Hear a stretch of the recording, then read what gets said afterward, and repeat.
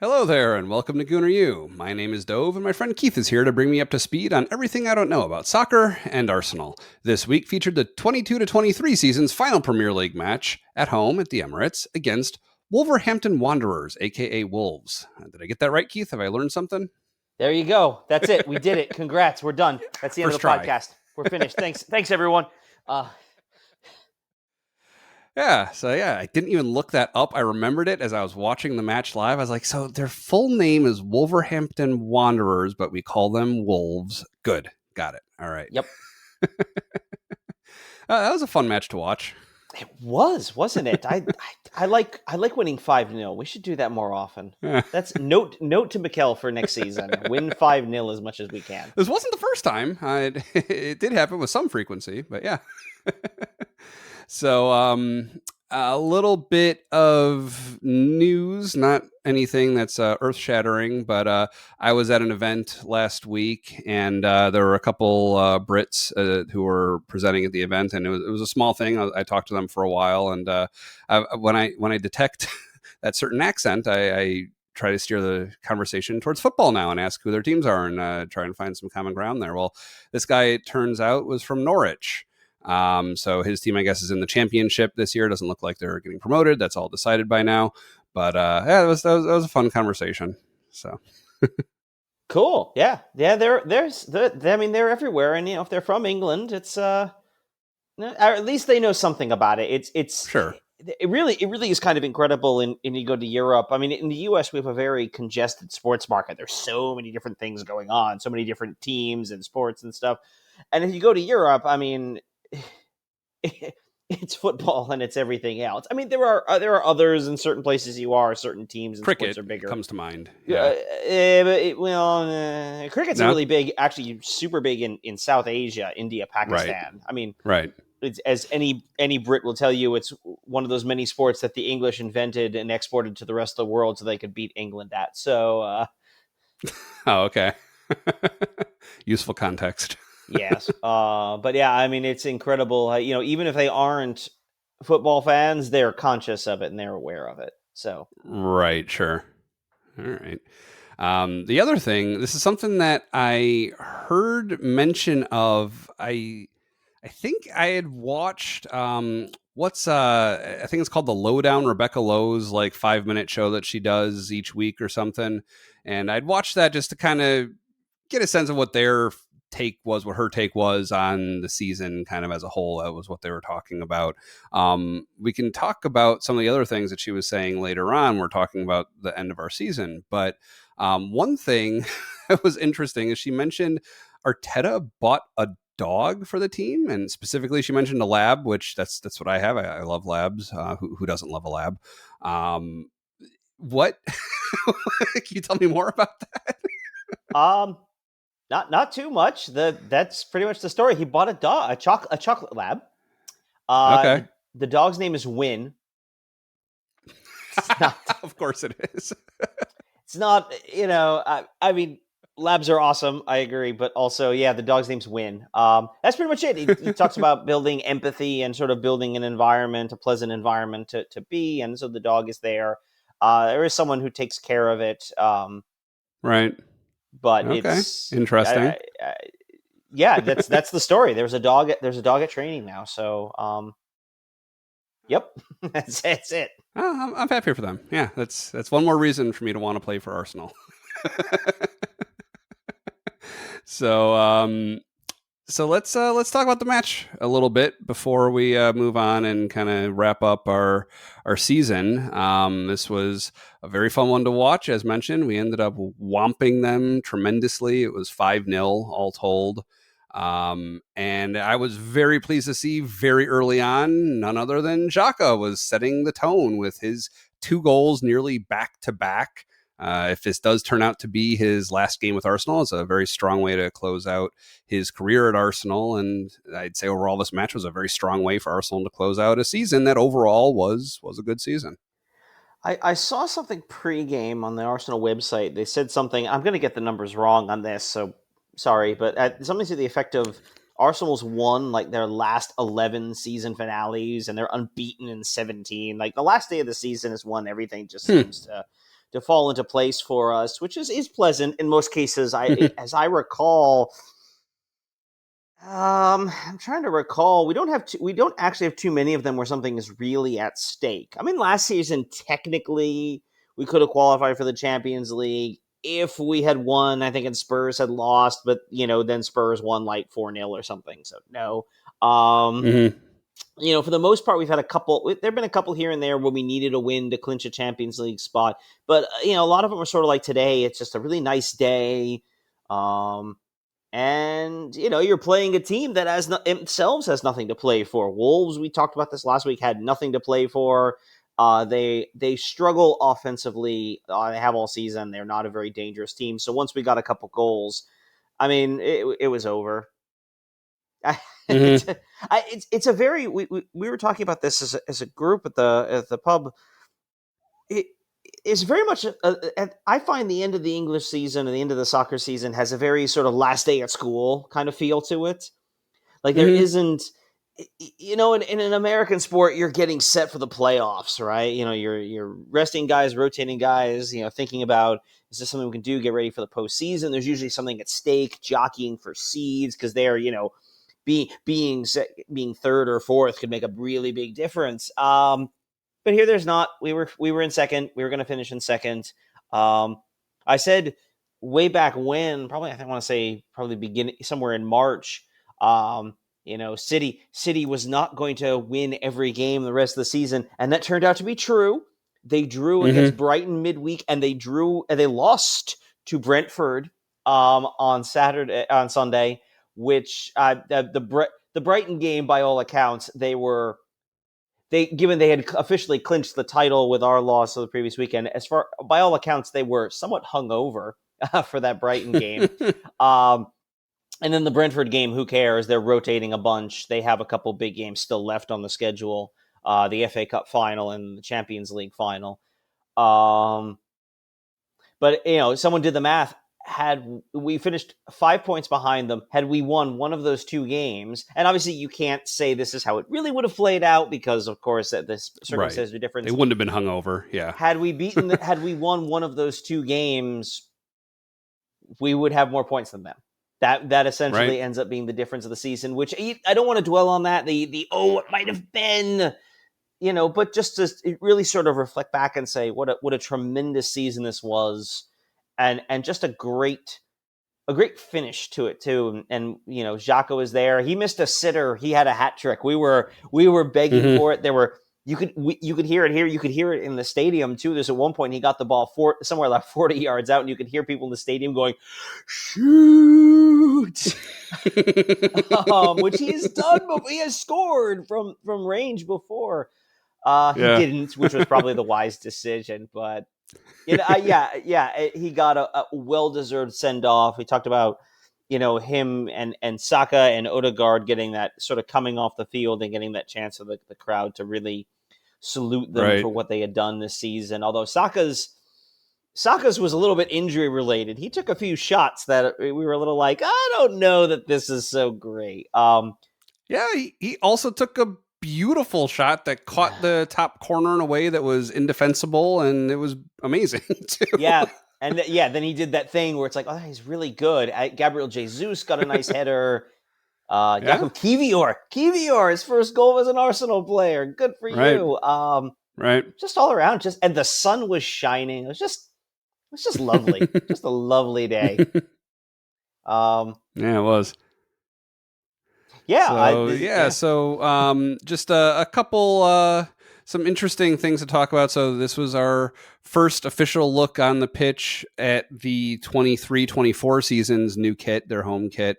It was funny for me. I'd actually seen it before the match because, as previously mentioned, Arsenal is going to be on a U.S. tour. They're coming to my area July 22nd, I think, is when they're going to be playing against Manchester United in the New York area. And I was looking for shirts for some people who are going, my wife and my mother, who don't have anything Arsenal to wear and wanted something. So I was on the Arsenal Direct site looking, and I saw the 23-24 kit. I saw it in the women's section first, and then I looked at the men's. And I will say, I mean, at that point, I was like, oh, I'm definitely getting the keeper kit because I didn't like Ramsdale's primary keeper kit, and the secondary was not available at all. So I wasn't going to get a Ramsdale jersey last season, but for this season, yeah, it's black. It's actually kind of a similar color scheme to the shirt that I'm wearing today for my baseball team that I coach, and so I changed my tune, seeing it all match and kind of growing accustomed to it, seeing it on the players instead of in the abstract with like an invisible mannequin where it's like all kind of puffed out according to some ideal form that they're designing it against.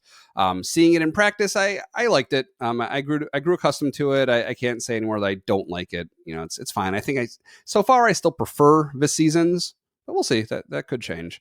The one thing that I thought was really funny though is so the socks are different. So and I've seen this before with certain brands of socks. Like I know Nike socks are always like this, where you'll have the Nike swoosh and it'll be only on the outside of the sock. So there will be a sock that is the right foot sock and the left foot sock. And it looks like their new sock design is like that. It has like a big, beefy thunderbolt, lightning bolt only on one side. And it was funny. This is their first time wearing it. And I don't know if this is something that'll change after a game or two or once a new season starts, but there are a few players wearing that lightning bolt on the outside of the socks. But there's a whole bunch, maybe even more, who had it on the inside, like facing the other leg. And I think that's probably wrong. One of them is certainly wrong. One of them is the way that they intended the socks to be worn. And the inconsistency was, to me, the really remarkable thing. But yeah. How many other teams have asymmetrical sock designs like that, like left-footed and right-footed socks? There's some because you'll see that sometimes. It could also be I'm not quite sure. Getting to the minutia of socks, I'm not quite sure because there are some that are they're more like tube socks. They don't have quite the same heel and toe in the same way. So the idea is that actually you could wear both of them, and so the idea is you could just rotate it. I realize I'm reaching it on my leg, and you can't see that on the YouTube, but you could essentially spin it around because there's something, so it almost doesn't. It isn't necessarily a left and a right. And that's how some of them are. Now, having said that, you're right. There's a design on it. It could very well be that the lightning bolt design is actually supposed to be on the front, or maybe the back. I don't know. It could be, but you're right. I don't think the front, because it does say AFC. So that to me is more likely to be on the front when you see writing on the socks. That's, as far as I know, I've always only seen that on the front. I feel like I've seen that in different places over the years. Okay. Every year, some years they do designs on the socks like that. Some years they'll just do like certain striping, like more of a vertical or not vertical striping, more vertical striping or horizontal striping, which then it doesn't matter what direction it is, but you'll see writing on them, and they are kind of inconsistent. I'm sure there is obviously a way they are supposed to be worn. I doubt you will ever see a game where all 11 players are wearing them exactly the way they're supposed to be worn. I think that's just the general intricacies of, the players getting dressed and what they're thinking about as they're getting dressed. And, when people check the uniforms before the game in terms of keeping up with the rules, they're not looking at what orientation of the socks are. They're just, you're wearing socks, right? Okay, good. Okay. Right. But yeah, I agreed. I kind of liked it in terms of seeing it live in action. I also tend to agree. I kind of like this year's a little better. But this one looks nice. The general consensus is that the away kit, or the rumored away kit, because it hasn't been released yet, that'll happen sometime this summer, is less good. People's general reaction to that one is negative. This one I like. All right, actually, somebody had it. I was at the pub. Somebody had one. They had it. Knew a friend of I think his friend or brother was in London when it dropped and shipped it over. Okay. And so he was, and I was just, I stood next to him and I just kind of did a double take, like, is that the new kit? Because yeah. Cool. I mean, it was like fresh out of the box. You could see the crease, the folds and the creases, and it's still, you just taking it out, obviously. Okay, so you brought up creases. This is something I didn't have any notes down. I wasn't intending to bring this up, but I still have creases in my jersey that I've worn a few times. I've washed each time. I haven't put it in the dryer. I've hung it up to dry. But I think I did do it, and I dried it in the dryer one time after a couple washes, the creases were still there. So I don't know what you need to do to get the creases out, honestly. I don't know. I mean, I hang mine are hanging in the closet along with Right. various and sundry other things. I don't know. I don't have creases in them anymore. Okay. But I've had them all for years at this point. So yeah, I mean, yeah, it's one of those Right. things that eventually it'll all work itself out eventually. Yep. But yeah, it's then. We also had the arrival of a little Arsenal jersey this week, so we got one for my son to wear. So very good, very good. Did he get a player name and number? Did he go blank? Now. Did he go blank? I got it blank. Yeah, I got it blank because I couldn't get it from any stores anymore. Like I was lucky to find it at all for the 22-23 season, I think. So I was able to find it from someplace in his size. It wasn't a store I've heard of before, but I did my due diligence. It looked like a legitimate like California chain called Nicky's Sports, I think. It seemed like a place, though I hadn't heard of it. They've been around for a while, and it seemed like a reputable place, and everything seemed above board when all is said and done. So, but yeah, they didn't have any customization option, and I couldn't really find it any place else. And that's fine. He doesn't really care. It's close enough to mine. Yeah. Well, yeah, which is what matters to him. He'll develop a favorite player soon enough if he starts watching more regularly. But also, you know, as we talk about players come and go, and sometimes it's. I mean, I generally prefer jerseys in any sport. Prefer the blank because you know, guys leave, and you know, we'll talk about that a little bit today. I'm sure. You know, we've talked a little about it. Some guys are going to be leaving. Some guys might be coming in. Mm-hmm. So we'll see what summer is going to be. Summer's very different, obviously, than during the season. Well, that's an interesting point, though. I think it probably would make sense to wait, even trying getting one on his, because like if he got Martinelli, it'd be because that's what I have on mine, and putting my favorite player on him, I don't know that it makes sense, and it's probably, I'd say it's certainly not worth the money to do it, and it probably just doesn't make sense. But if he has a favorite player and he's excited to wear X player's jersey in a year or two, once he actually starts following it, I'd be happy to spend the money to get his player's name on it. So right. So yeah, but all right. Well, any other general comments about the match? You want to pick our player of the match? I certainly, for me, I mean, everybody played well. You win 5-0. There are no bad players. I don't believe. Well, I would say, you know, freaking Aaron Ramsdale didn't make a single save all game. That jerk. Right. Because Wolves didn't have a save. I told you they were bad offensively. No shots on target. Yeah.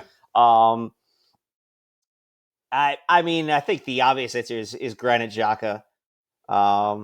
You know, we got the Granit Xhaka song in, which was fun. He got 2 goals, very nearly had a third. He's going to be. I think nobody's saying anything officially, of course, but I think he is off to probably. I think it's off to Germany, and you know we what a ride it's been for him with Arsenal. I think it's really the best way to say it. And I'd also throw in and Xhaka emblematic. We were talking about this as well. What would be the perfect way to send out Granit Xhaka? Would have been a screaming goal from outside the box, Xhaka boom, and probably an ill-advised red card for 2-footing somebody. He didn't do that, but in not picking up a red, we mentioned this last week, Arsenal finishes the season without a single red card.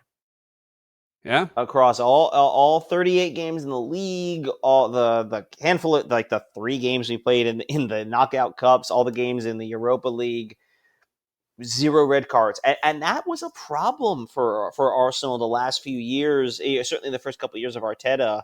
It was a common. Arsenal's picking up a lot of reds. Some of them, we've talked about refereeing. You can make comments about refereeing, but a lot of them were guys just putting themselves in bad situations. Granit Xhaka was a perfect example of that in so many ways. So for him to walk off without even picking up a yellow on Sunday, yesterday, we're recording Monday, so on yesterday's game. Maybe that really is the best way to say we've truly come full circle. He was at Arsenal throughout we're calling the Europa League period, this period where we were out of the Champions League. His last act as an Arsenal player is to be a key part of the side that got back into the Champions League. Right. Just it was a nice moment. It was good to see, and all things considered, well deserved. Yeah. Let me ask you. So you mentioned the Granit Xhaka song. I don't know that one. I have not been able to make it out, and I can't make any of these out until I hear them in isolation, like like with the ones that we've talked about. Are you prepared to sing the chant, or would you rather do some YouTube searching and send a No, link that we no, can no. include Well, for our so listeners? I say the Granit Xhaka song, the one we kept singing. And which I think is the right one. There's always a possibility there's a couple more, but how's that one go? One Granit Xhaka. There's only one Granit Xhaka. He's walking along, singing a song, walking in a Xhaka Wonderland. There's only one Granit Xhaka. There's only one Granit Xhaka. He's walking along, singing a song, walking in a Xhaka Wonderland. Nicely done.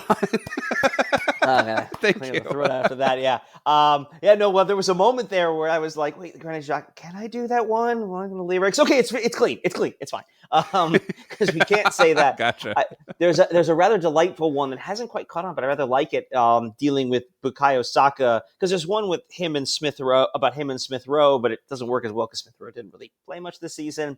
But with Saka, because his nickname coming when he first started playing and breaking in was they call him the Star Boy, as in a young star player. And so there's one that's been readapted to David Bowie's Starman, which I rather like, but I can't sing on a family friendly podcast. So we'll do that off. I'll try to explain that one off air later. But we'll do we'll leave it in the raw cut.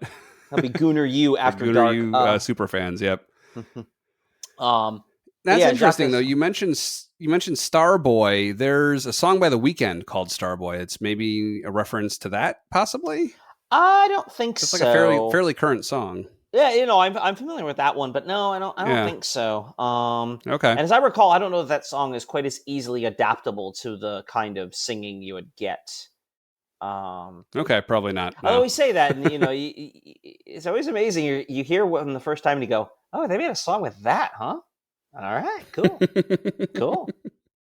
Yeah. Before we leave Chance, and I can tell you, my player of the match was going to be Xhaka too. I mean, that seems like a pretty obvious pick given his last likely game with the team, and he had an amazing performance, scored 2 goals. That's really good. So without dwelling on that, one thing chant related I wanted to ask you about is I could pick out the Saliba chant going on during this match, during which Saliba did not play. He's still disabled. What is that common? Do they sing player specific chants when they're not playing? There's no chance of him even playing. For this game, because it's the end of the season, there's a sort of a salute to all the different players. So yes, the Saliba song. Okay. I don't remember hearing it exactly, but people were talking about it, so I'm sure it happened. And then certainly post game, one of the things that happened, which you wouldn't have seen on the broadcast, they call a lap of honor where the team comes out, and actually they said Arsenal did it. The women came out as well. The youth teams, they did really the whole club. Each group came out and did a lap around the stadium. They applaud. They'll shake hands with fans at the lower levels. And then they close with the men coming around, and that would include. I mean, they had I saw Zinchenko was there on the pitch with I think one of his kids. Right. Who else did I see? I saw Martinelli. I think I saw Martinelli there. I assume all the players were there. So I assume Saliba was there as well. Arteta gave a little speech at the end. Apparently, the speech was substantially delayed because the crowd would not stop singing "Super Mick Arteta." Right.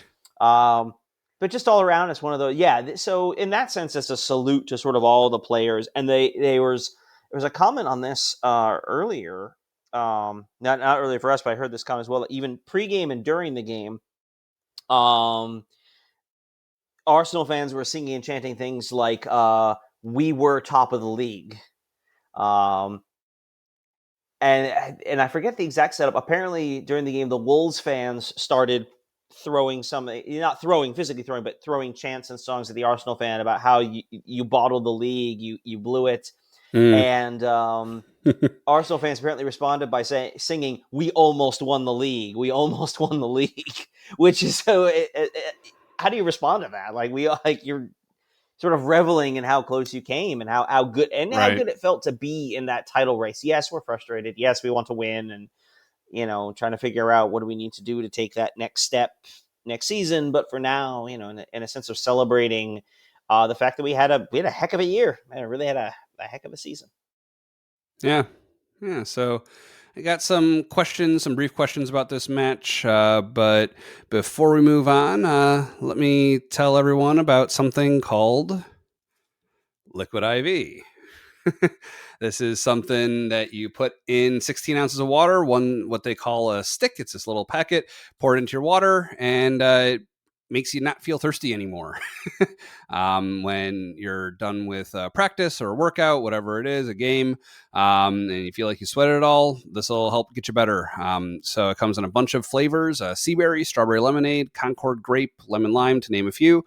Recently this week, I tried the strawberry flavor. I think overall I preferred the strawberry lemonade. I like that little extra bit in there beyond just the strawberry, but everything I've tried so far has tasted good. When you do put one stick of Liquid IV in 16 ounces of water, it'll hydrate you 2 times faster and more efficiently than water alone.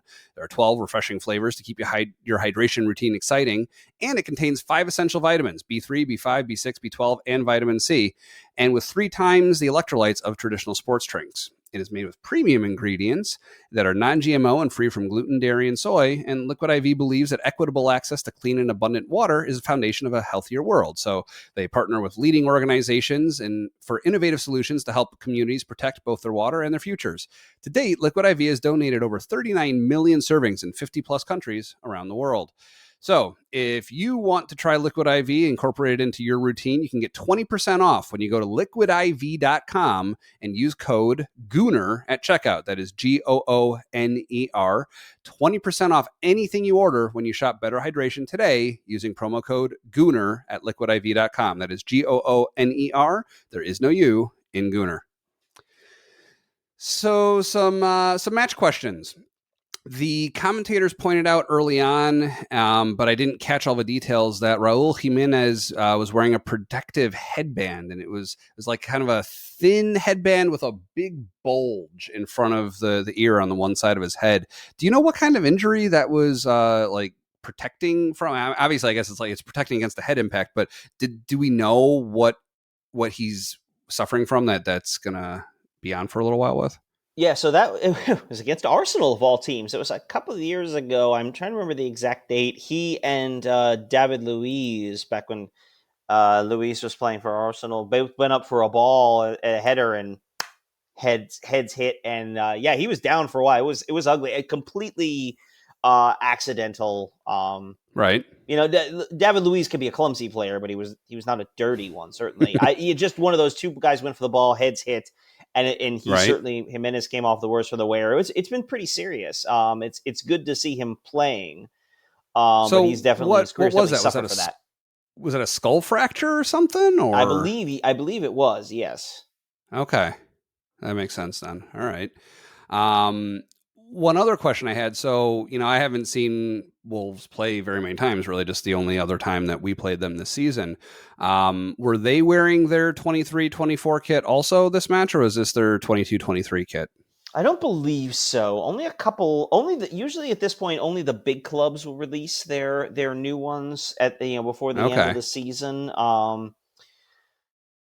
I didn't actually see who else had. I know a couple others have. I think Liverpool might have. City might have. I don't know if they were wearing them or not. Okay. But yeah, a club like Wolves probably won't at this point. Just because they're not going to get the same kind of massive pre-sales. A City or an Arsenal is going to sell a whole lot of shirts, and they're going to buy. People are going to buy them Mm-hmm. now. They're going to buy them at the start of the season. If you're a club like Wolves, you sort of capitalize on the start of the new season. Say, okay, here we go. Right. Let's get it ramped up now. So most clubs you won't see that, and even that's only been the last couple of seasons you've really started to see within the last decade at most. You start to see that Right. the releasing before the end of the season and wearing that kit. Um, to close out the previous season as opposed to the start of the next one. So Yeah, I remember noting that when I watched the All or Nothing documentary, because I think I may have watched our first match of this season before finishing the documentary, and so I saw the overlap in the last game that they played there, and it was kind of funny. Um, yeah, interesting. Pursuant to something that you brought up before when it comes to sponsors and like shirt sleeve sponsors and stuff for next season, it did look like their shirt sleeve sponsor is a sports betting company. So that may be something that potentially has to change. That's part of why I was interested if that was their current kit or their new kit, because that could be an indication whether or not, that rule is going into effect. So. yeah, although it depends on when those things get announced in terms of kit sponsors and sleeve sponsors and all of that. You could easily, I mean, swapping out the sponsor is relatively easy to do, at least in terms of what the players on the field are wearing. I mean, it could also be. I mean, chances are at this point, because of the length of time these business things take place, they already know who their shirt sponsor for next year is. Or at least Right. they're Yep. so far down the path. Maybe they haven't signed the contract yet, but like given how much stuff has to happen to make that happen in a business sense, they know who it is. So I suppose you could wind up in this weird circumstance where you wear the kit the one game and the old sponsor, and then the next season has the new one, and maybe you sell some with the old sponsor. It becomes this weird collector's item. Yeah. But I suspect actually what would happen is in a case where a club knew there was going to be some switching. A club like Arsenal would go out of their way to make sure that was locked and loaded and ready to go. And because they know it was a club the size of Arsenal, they like you're going to sell a lot of shirts. It's a big deal. Manchester United, you're going to sell a lot of shirts. Like it's a big deal when you have who your sponsor is. And so that's generally taken care of far enough in advance that probably wouldn't have happened. Or alternately, they would hold off on the kit until they had all the T's crossed and I's dotted. I always get that mixed up. Until they have all the contract work finished, and then release the new kit with the new sponsor. Yeah. All right. Well, one or two more questions. So, in the 41st minute, and again, for listeners who aren't familiar with the way that we label minutes, that means that the game clock would have said 40 colon something is the 41st minute. Kind of like how the year 2000 was not the 2000th year, it was the 2001st year. That same counting principle applies. So, there was a free kick. Odegaard was going to be taking the free kick. Party was standing next to him and they were talking. And you'll see a lot of times players will take their shirts and they'll kind of wipe their faces and stuff. But what I saw was as they were talking, Odegaard was standing there and he kind of had his hand obscuring his mouth. And Party was standing there for a long time with his shirt hem covering his mouth. Enough that it looked odd to me, and I wanted to get your take. Were they intentionally blocking lip readers from knowing what they were talking about? Like, is that something that teams actually do? Do they have staff that's going to look at the broadcast and try and determine what they're going to do with their free kick or something? It wouldn't be so much the broadcast. I mean, yes, athletes are paranoid, so yes. But it's not so much the broadcast. It's potentially just the players there on the field. And if you think about it, how much they do, they're shouting. I mean, you're shouting at each other across this big open field with 60,000 people around you. So in a lot of cases, sometimes you're already elevating your voice a little bit to be heard. But also you think with all that ambient noise, how much of what people are watching you say is going to be based on watching your mouth, which is going to be exaggerated because you're speaking much more loudly. But yeah, guys are paranoid about it. And who knows, because we know in set pieces, sometimes you set up little plays. And so sometimes it's good to just be able to pull someone over and say, okay, I'm going to do this. And then you're going to do this. It's going to look like this, but right. And we're going to run that play we talked about last time. And all of a sudden, again, anything you can do to get that tiny little advantage, a lot of guys are going to go for. But yeah, you see that sort of thing all the time. All right. Last question. So all season long, Odegaard is our captain. Oh, captain, my captain, as we titled one of our previous episodes recently. And when he leaves the pitch, Xhaka usually has taken over as captain. But we had the situation where both of them left this match. And I think that I see correctly that Jesus was wearing the armband.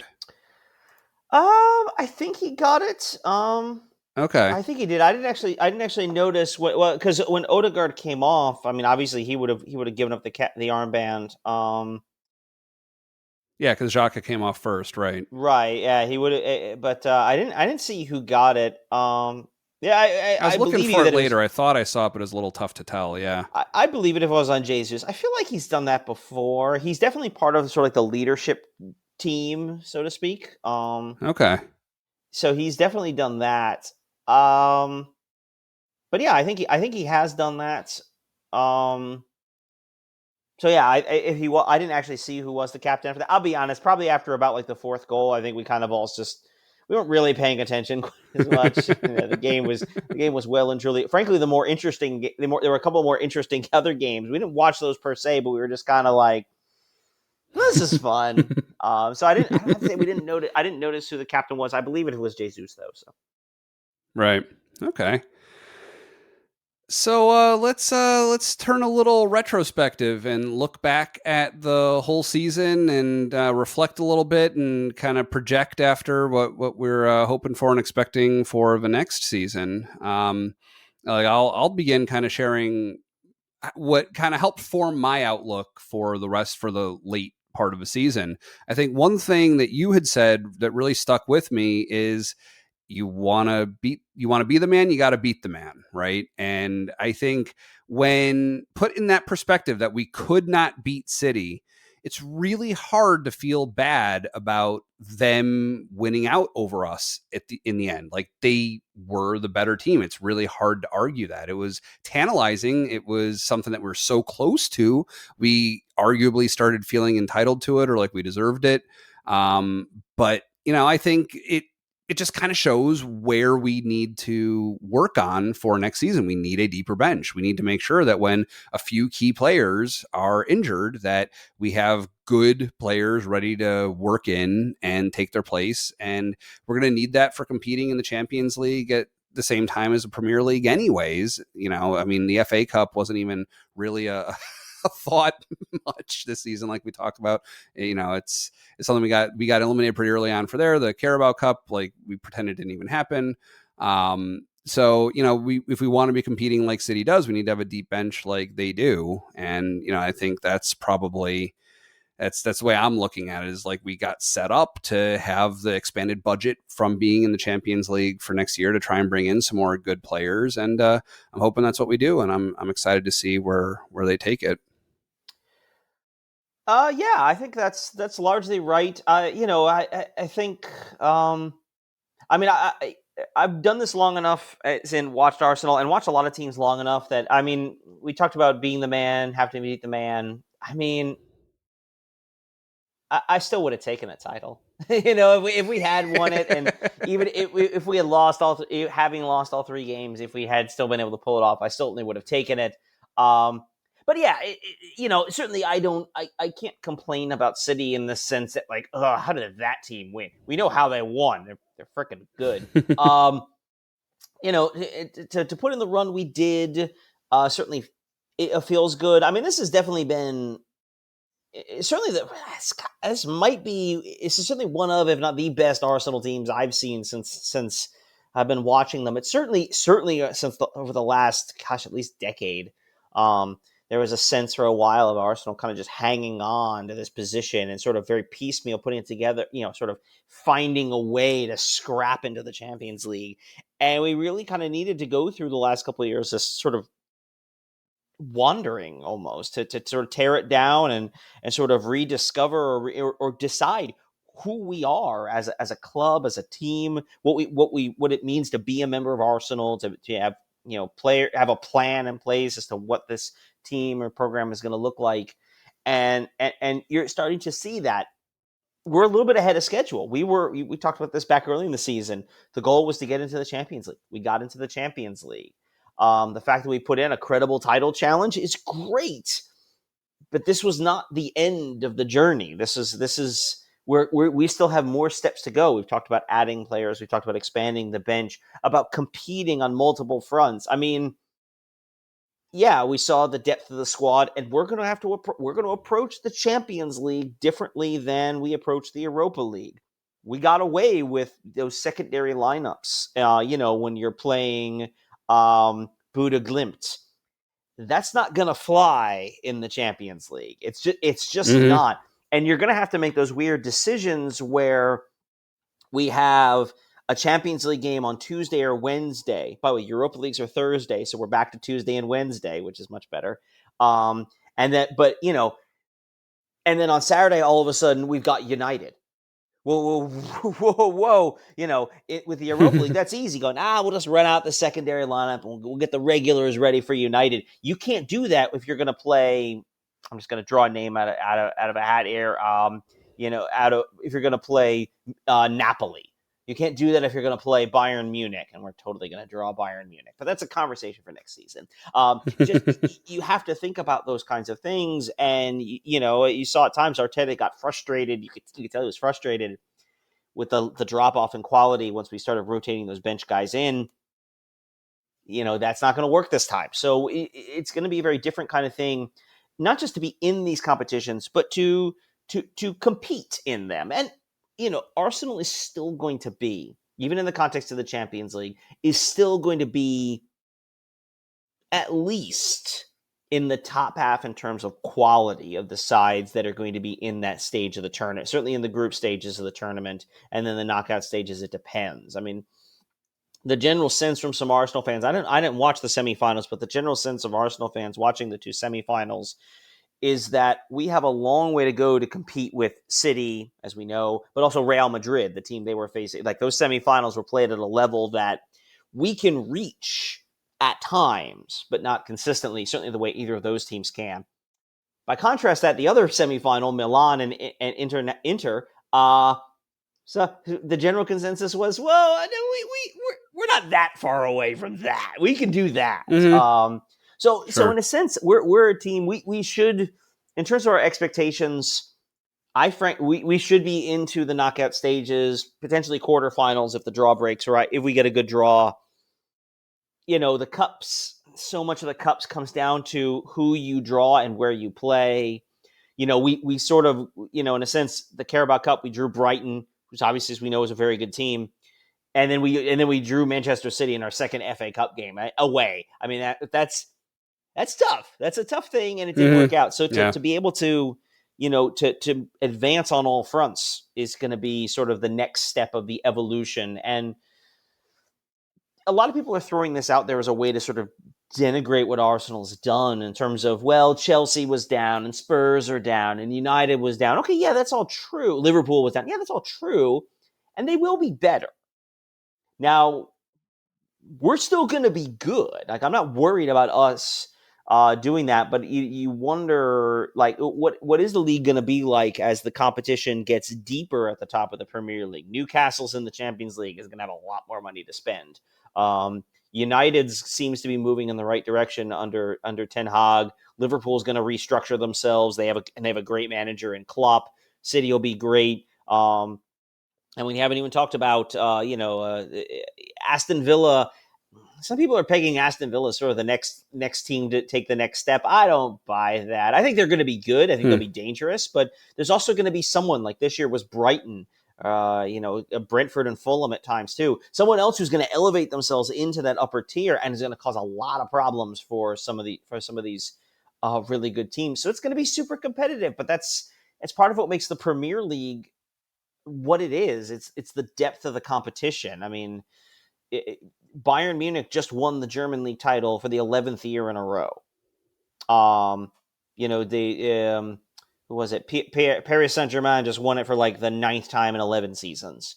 Napoli won their first title in like 30-something years in Italy, but before that, Juventus had won. Milan was last year, and Juventus had won like 10 in a row. Real Madrid and Barcelona basically trade off the Spanish title. Yes, City has won 5 of the last 6, and it took an absurd effort from Liverpool to not be that 6th. But I mean, the depth that they're going to come across in the Premier League is just something else, and that competition is part of what makes it fun. You really don't know how this is all going to play out, and that's before we know. And we haven't talked about this yet. You mentioned it in the lower divisions. We know who's going up and going down. It's a different league. It's going to be a different league next year, right?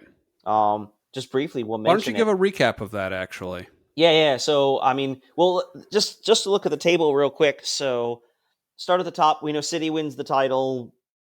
Arsenal in second. Manchester United and Newcastle finished third and fourth. So they're also going to the Champions League group stage. Liverpool and Brighton, good for Brighton, qualify for the Europa League. And then in seventh, the last European spot going to the Europa Conference League, and that's Aston Villa. Tottenham finished in eighth, which means they miss out on Europe, which, Arsenal had a great season all by themselves, but the fact that Tottenham also missed out on Europe and Chelsea missed out on Europe, just two cherries on top of a delightful Sunday. And then you go all the way down towards the bottom of the table. Everton survived at the with a win in their final game. So the three clubs going down, we knew about Southampton, and then confirmed on the last day, Leeds United, who is going to sell off a whole bunch of players, a lot of Americans probably. And then Leicester City. Leicester, of course, famously won the Premier League back in 2016. They're not the first, champion to get relegated. They're not even the first team to win the Premier League that's been relegated since. But still is kind of shocking to see the rise and fall of Leicester in terms of they won, I think, in their second year after promotion, which is just everything about that title is just bonkers. The fact that they did it as quickly coming from the championship is wild. And now here we are, but it's about 7 years later. They're down. They're back in championship. So, it's a fascinating thing. So yeah, as we said, Leicester, Leeds, and Southampton are down, and then coming up, joining the league next year, we had the top two teams in the championship, Burnley and Sheffield United, and then the winner of the championship playoffs won what is known as the richest game in football. That is the playoff final. Which is at Wembley. The winner gets into the Premier League and thus gets guaranteed all the money you get from being in the Premier League. That was won by Luton Town. Luton Town is a fascinating club. They have spent some time in the top division, although they were last relegated out of the top division in 1992. So they were, that was, I believe, the last season before the Premier League actually happened. How recent was it? They were, as recently as 2014, they played non-league football. They were down in the 5th division, as recently as 2014. So for anyone, we've talked a little bit about Wrexham. They basically played at that same level. So the people who are watching, who have watched Welcome to Wrexham, they're going to do a second season, which Wrexham won their league, and so they got promoted to the fourth division now. Luton was playing in that division 10 years ago, and they have completed their ascent back into the top division. So they're a fun story. They play at a stadium called, or their ground is Kenilworth Road, which seats 10,000. Ooh. And is apparently tucked into a neighborhood. Someone had a picture of sort of where it is. It is in a residential neighborhood. It's kind of wild how old school this is. Yeah. And apparently, yes, it's going to be the smallest capacity in the history of the Premier League. So good for Luton to make their way back up. And so, yeah, a couple other things, though, do have to be determined in terms of trophies. So the league is all set. We mentioned Manchester City and Manchester United will play in the FA Cup, which I believe is on Saturday. Is this weekend? It is, it's on Saturday. So if you're interested in that, that could be an interesting game. And then the following, later this week, West Ham actually plays in the Europa Conference League. So even though West Ham actually finished in, hold on, I switched off the tab with the standings here. West Ham actually finished in 14th. If they win the Europa Conference League, they're in the Europa League for next year. Right. So it's like we were talking about. That was an incentive for us to do well in the Europa League, is another hedge, another way for us to get into a Champions League, which we ended up getting the inverse of that and getting in because of Premier League play and getting kicked out of Europa. But yeah. Right. Well, so what will end up happening if they win, and I just drawing a blank on who they're playing. But anyway, if they win, they're in Europa League, which will put 8 English teams in Europe for next season, and none of them are Tottenham or Chelsea. But you have that, and then you also have a little less than 2 weeks from now, so a week from Saturday, is the Champions League final, Manchester City versus Inter Milan. If City wins their 2 finals, so the FA Cup, they would complete the treble, 3 titles. So they would win the Premier League, the FA Cup, and the Champions League. They'd only be the second English team in history ever to do that. The other one being Manchester United, who did it famously in 1999. With considerably more drama. They won the league on the last season, won the FA Cup like 3 days later. They beat Arsenal for both of those, actually. And then they won the Champions League final, scoring 2 goals in stoppage time in the second half to win 2-1. So a little bit of drama there. Probably a little less drama for City, but who knows? Certainly. I mean, I think they will. If I had to, I'm not a betting person. But if I was, I'd probably put money on them to do it, which, it took arguably the greatest team in the history of the English game to beat us for the title. So there's something into that. I think there's something to be said for that. Makes you feel a little better about it. Yeah. Which will lead us a little bit into next season. So I don't know how we're going to deal with transfers. We can talk about transfers as well, but just looking ahead to next season, sometime in June, they'll release the fixture list. So they'll announce the schedule in June. And you'll see who we're set up to play. Now, obviously, every game will be just about every game is listed on a Saturday to open the season. Games will be shifted to Friday and Sunday, depending on television, European competition, things like that. Plus, a couple games will be shifted around time-wise. And then, of course, you have during the season, you have things like the death of the Queen, which just caused games as well to be shuffled around for all kinds of things. But it gives us a starting point. It gives us something to look at, start thinking about what the season looks like. Where are the tough games? We know roughly where the Champions League games are going to be as well. FA Cup won't kick off till January. We'll have the Carabao Cup sometime. We'll be in the third round, which I guess is usually September, October. I never remember. It always seems to be different. And then the other one is actually the season will start in August. The question just is when. Officially, the league is scheduled to start on. Hang on, I had it. Officially, the league is scheduled to start on August 12th.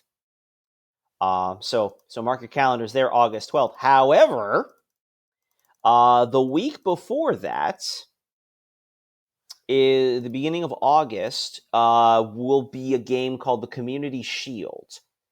Most countries have this. They'll call it a Super Cup. So it is the winner of the league will play essentially a final preseason or exhibition game against the winner of the National Cup. So every country has these 2 competitions. So in England, it's the Premier League and the FA Cup. In Spain, it's La Liga and the Copa del Rey. Everyone has these. They'll play a Super Cup, which is sort of they call it the curtain raiser. It's traditionally the first game of the season. League champion versus the cup winner. In years where someone does the double, that is, they win both the league and the cup, the second spot will go to the team that finished in second in the league. So, if City beats United for the FA Cup, we will play them for the Community Shield. Now, how important is the Community Shield? I mean, of all the trophies Arsenal could win, it is easily the least important. It is an exhibition game. There are certainly plenty of managers who treat it that way as an extra preseason game. But there are some, a chance to play City in a competitive game. There's a trophy at the end. I mean, the Community Shield. It's more like a plate, a giant plate, but there's a trophy at the end. We've won it a few times. Some people will say go for it, and I won't disagree. Well, yeah. I mean, I could see being early in the season. That could be a really solid way to kind of establish that we're in it to win it this time. If we were to defeat City in that match, that could really be a tone setter, and kind of a warning to the league. Yeah, I mean, a shot across the bow, as it were. Yeah, I mean, there's definitely an argument. And certainly a club like City will really. I mean, club like City cares, and there are a lot of managers. Pep has this kind of mindset too. Pep Guardiola has this mindset where if there's a trophy on the line, we want to win it, Right. even if it is an exhibition game. I mean, on some existential level, they're all exhibition games. None of this really matters. Right. Although we say in terms of setting the tone, rewind to the beginning of this past season, the Community Shield. Liverpool beats Manchester City 3-1. City had just edged out Liverpool on the last day of the season for the title. They've gone back and forth on the title for the last several seasons. This is a statement of intent from Liverpool. And we saw they finished in fifth. And City ran away with the league. So it's one of those, it could. I mean, we've won it. We've won it like 3 times in the last decade. We've actually done pretty well in that competition when we played in it, and I kind of like it. There are a lot of times you'll see these summer tournaments, International Champions Cup or the Emirates Cup, these sort of contrived summer tournaments, just as as an excuse to bring a couple teams in to play for them to do preseason. The Community Shield's different. Community Shield, you are only in it because you are good. The only way you get into the Community Shield is to win something. Or, in the case of us, nearly win something, but be lucky enough that somebody won both the reliable things. But anyway, the important things. But anyway, the point is, you're only in it because you're good. And so it is the least important trophy we could win. But I'm not saying no to it either. No, of course.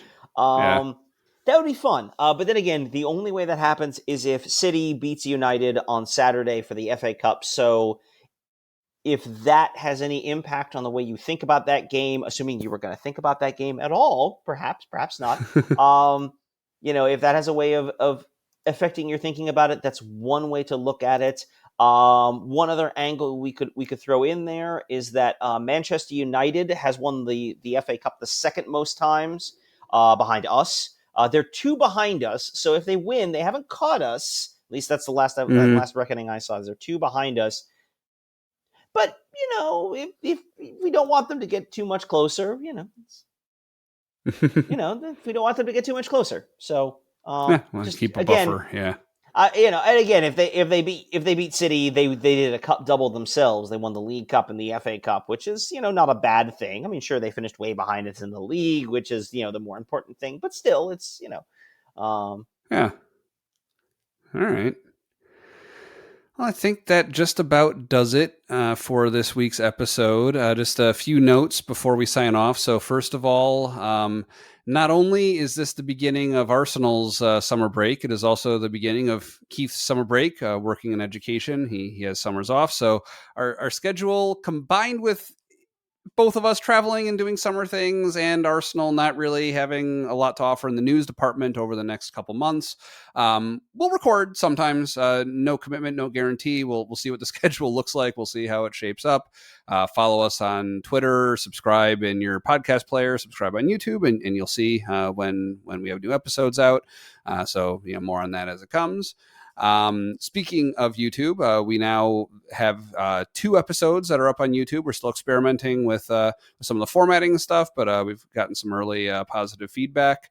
It's a great way to feel like part of the Gooner community, especially if you're in a more remote area where maybe you don't have a Gooner club like he's able to watch matches with, like I don't. Help you feel a little sense of community with us. And we love your questions and comments. If you want to start commenting on YouTube videos with any questions that you have as new Gooners like myself, we'd love to hear from you.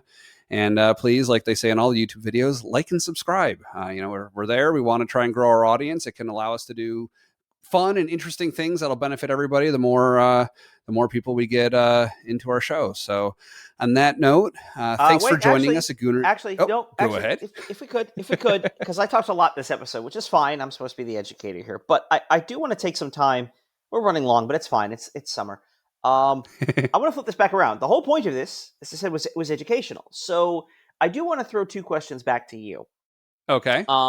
In a sense of kind of wrapping up your experience as an Arsenal fan, as someone new to the sport and to the club and all of that. So I guess 2 questions I have. The first one is, what would you say is probably the most, I want to say the most interesting thing you learned, but perhaps most interesting thing you learned? The thing you think will probably stick with you the most as you as you start looking forward to the summer and then to this second season in terms of what you've picked up from the last year?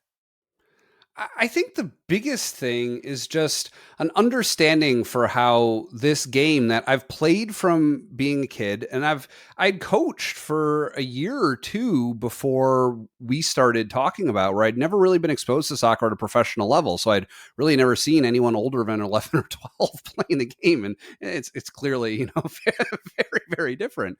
I really feel a bond to the sport in a way that I didn't before, to the point where I'm really excited. My son is 6 years old. This is his last year in the U6 division, where it's really every week is kind of a practice.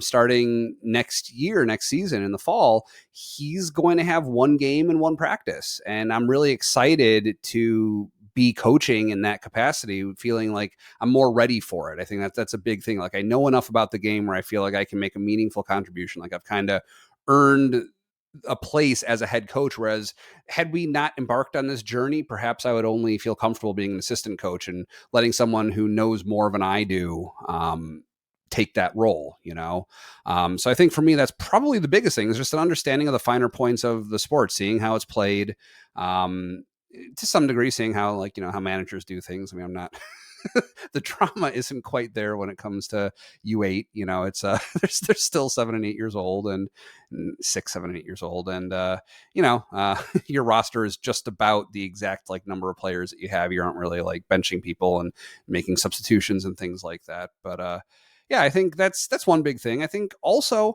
this is my first time ever following a professional sport, and just seeing what that's like, feeling the community and kinship. Like, as I've met other Arsenal and generally, football fans, that's been something that's been fun. Like, kind of having that as something that I can connect with other people regarding is great.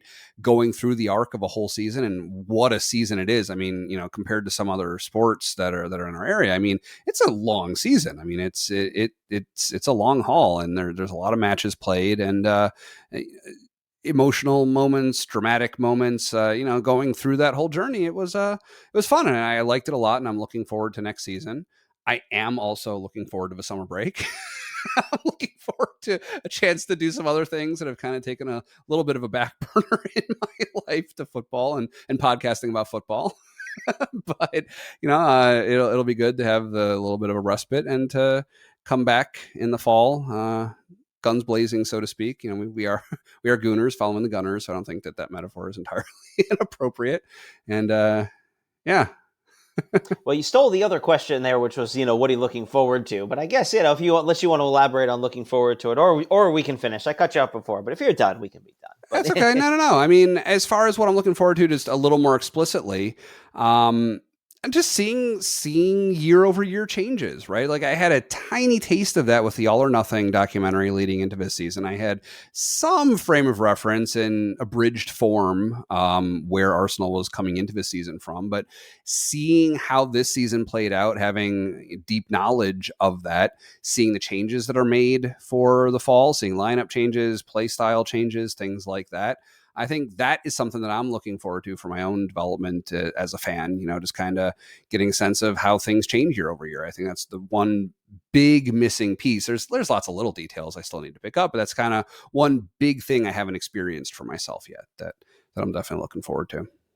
It is amazing how everything is different. Yeah, they're 11 players. All their names. They wear red shirts with white sleeves, and yet somehow every season is just a little bit different. It's all part of the fun. Yeah, every game still has infinite possibilities. You never see the same game twice. so yeah. Good questions. Thank you for tying it out that way. And thanks for joining us at Gooner U. We're on Apple Podcasts and Spotify and some other places, and we appreciate you subscribing to our show and sharing it with friends. If you want to listen the night we record, you can become a Gooner U superfan to download a raw, unedited recording right away, as well as some occasional bonus content. There's a link in the show notes to join. And thanks again to our sponsor, Liquid IV. You can find them at liquidiv.com and enter code Gooner to save 20% at checkout. That is GOONER. You can follow our show on Twitter at GoonerU Show for updates and to ask questions. And you can also now find us on YouTube. We are Gooner U on YouTube. That's our channel. Again, my name is Dove, and you can find me on Twitter at Dove Frankel. With me, as always, is Keith, and you can find him not in a pub watching Arsenal matches for the next couple months, but his whereabouts will be unknown. On a metaphorical beach. I'm not a big beach guy in general, but on the metaphorical beach. Sounds good. Have a good one, Keith. All right. Adios.